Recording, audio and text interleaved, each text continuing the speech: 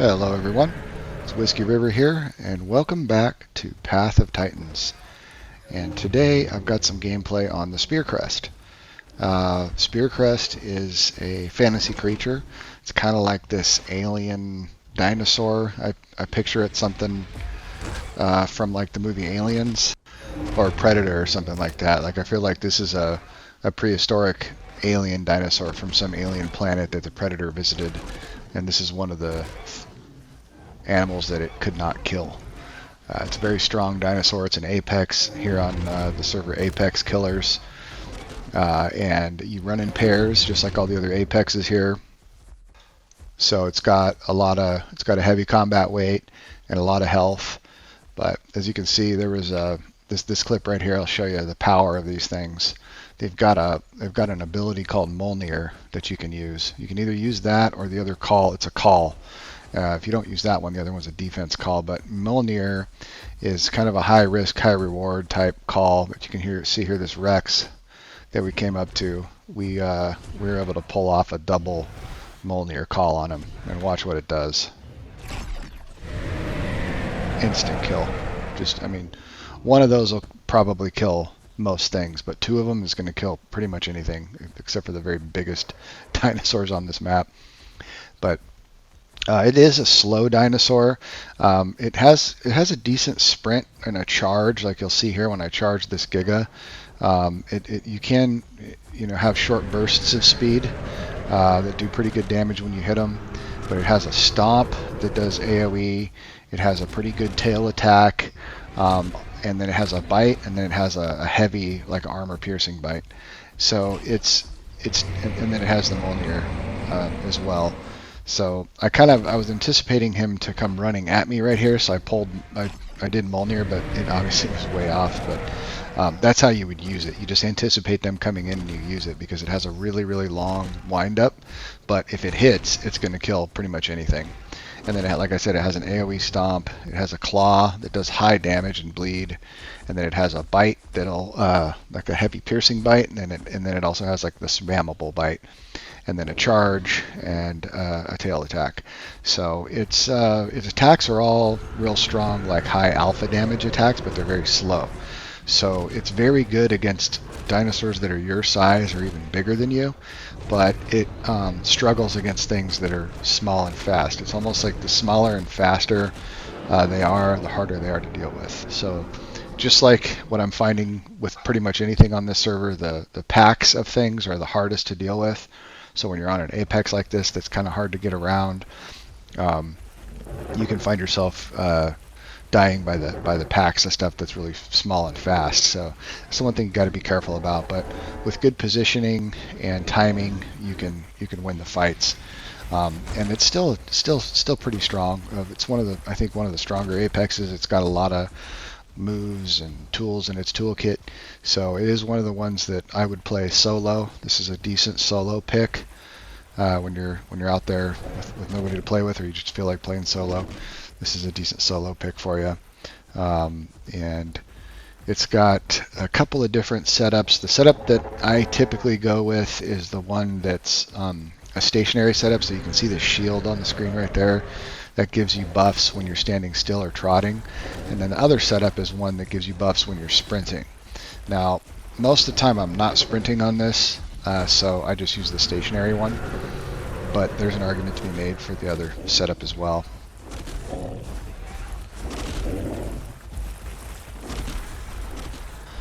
Here they were targeting my partner here, King, so I was just trying to keep him busy while he could get into a decent position. You see there he lands the stomp, and that got that aloe down below half. So we just need to get him positioned where I can get in front of him and defend him. But you can see these aloes have him pretty low, these EX aloes. And packs of EX aloes, or you'll see in the clip later I fight some Smilodons. They're very, very hard to deal with. So if he was solo, he probably would have been dead in this situation. So you definitely gotta be careful when you're solo on this server. If you see packs of mid tiers or sub apex or even low tiers, if they're a large enough pack, I would stay away. So when I play solo, I play pretty passive. I try to stay out of the hot spots. But when you're duo, you're pretty strong force, and you'll get some good fights by going to the hot spots.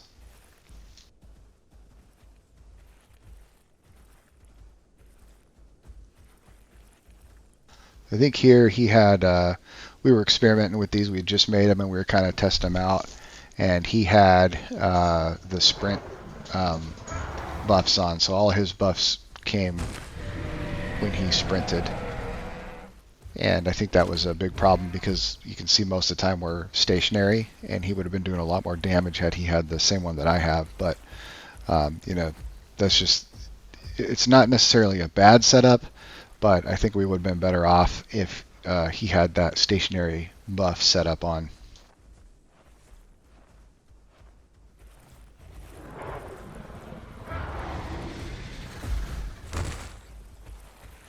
So now it's going to be all about timing our hits.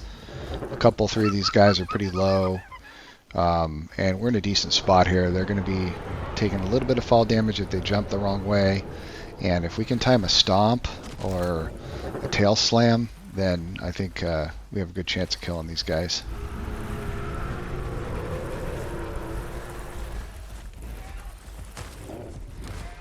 He's in a decent spot, so I'm trying to come down and soften him up as much as possible here. They're chasing me now and not necessarily going up to him, and just trying to change it up as much as possible and keep it unpredictable so we can get the win here. I know that yellow one now is pretty low. We've hit him a few times. I think he took a little bit of fall damage, and I went out and got some hits on a couple of the other ones too, so they're starting to get a little more passive. They're not coming in as much, and you can see some of them are smoking and have the glowing eyes, so that means their health is getting lower.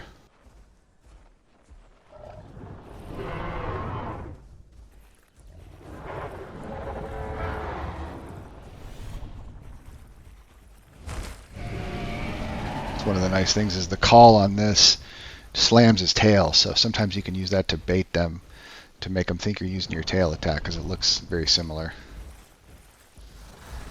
And then this guy here, this is where he finally gets the timed hit and gets him killed. That's all we needed, was a good timed hit. That's what it comes down to on those small packs. Now this one, this is the one where this group of Smilodons came, and I'd never fought Smilodons before. And I know these Spearcrests hit very hard, and the Smilodons are tiny little things compared to this, so I was not afraid at all. At this point I was like, oh cool, let's fight some Smilodons, and I figured one good stop or tail attack would kill him. And so I'm just fighting him out here in the open, not really concerned too much about my positioning at this point.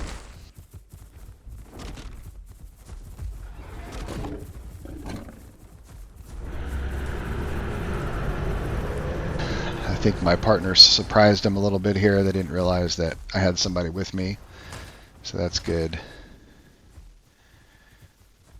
But they didn't give up.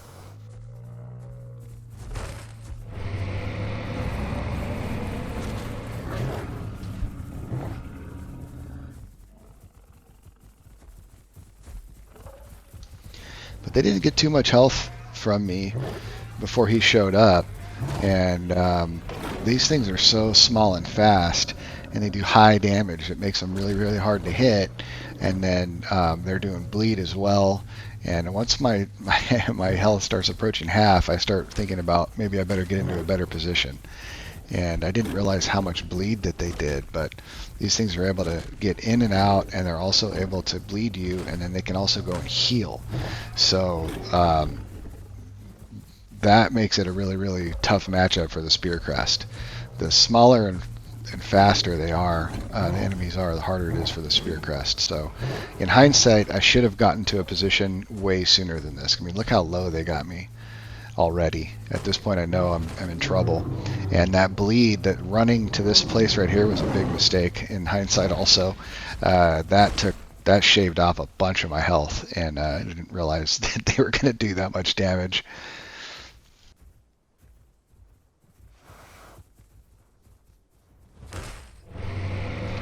And then it turned out later that this is a group of friends of mine that I play with sometimes, really, really good group of players actually, and they knew what they were doing. And you could tell I was new at this, and I had no idea what they could do. I didn't know about their healing. I didn't know about how much damage and bleed they could do.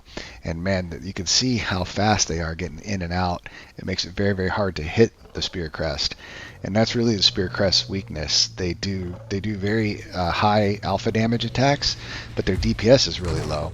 So if you can't get the hit, or you can't time the hit well, which is extremely difficult on small fast things like this, then that's when you can really be in trouble.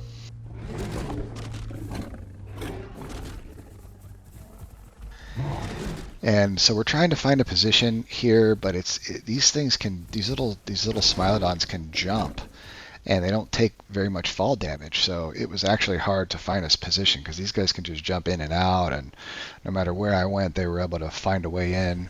And you can see one of them healing out there in the background. I talked to him afterwards. I said I did get him a couple of them pretty low a few times, but not enough to kill them. And so if you can't kill them, then it doesn't matter. They're just going to run off and heal.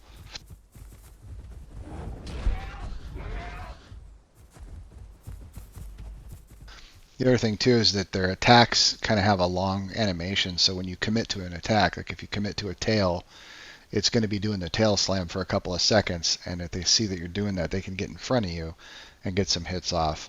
Or if you do a claw attack, your claws swing like that for a couple seconds or a second, and so they can get behind you and get you, and they can get hits off while you're actually doing your attacks. And your attacks are pretty. The bite is really the quickest one, but like the claw, the tail, the heavy bite, the stomp, and the Mjolnir all have long windups and animations, and it leaves openings for you to get hit. So it's all really about timing your bites. And I was kind of learning, really. This was, very, very early on when we just made the Spearcrest, so I was still learning how to fight with this thing. So there was a lot of stuff I learned. And another thing in hindsight is I would have just spammed my bite a lot more, and not let them bait out my tail and my claws so much.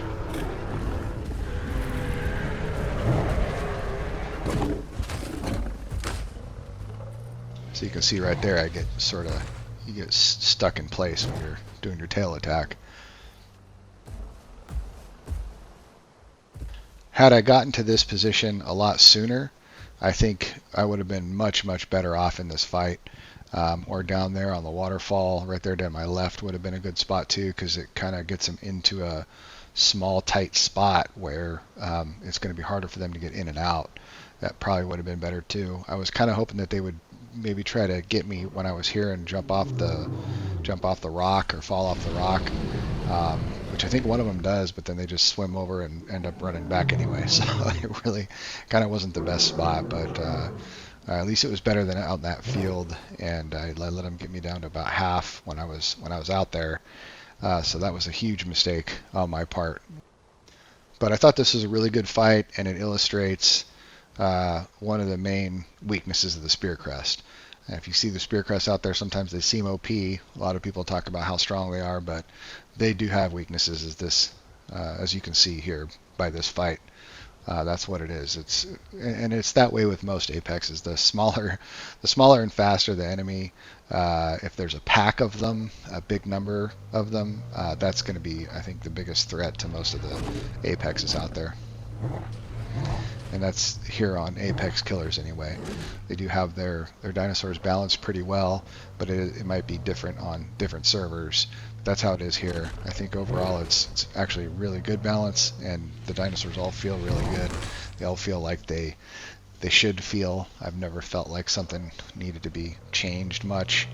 Not yet anyway, but yeah, that's how it is with these Spearcrests on Apex Killers right now. Overall, I think a great dinosaur. It's one of my favorites. It's definitely one of the ones that I'll pick when I want to play solo, and it's a unique new thing for me too, because of it's being a fantasy creature. It's not something I have a lot of experience with, so I thought it was a lot of fun to play this, and just wanted to share these clips with you guys and talk a little bit about the Spearcrest. If you haven't tried it, definitely recommend it. It's fun, especially with a partner. And yeah, that's the video, guys. I hope you enjoyed it, and I hope you check out the Spearcrest on Apex Killers. I think you'll have fun with it. And let me know what you think. Let me know if you have any recommendations for me. Maybe there's some Spearcrest mains out there that can let me know if there's some changes I need to make, maybe a different build. Definitely open to getting any kind of suggestions that'll help me improve and helping my viewers improve as well. So as always, guys, thank you for watching, and hope to see you out there in Gondola. Goodbye.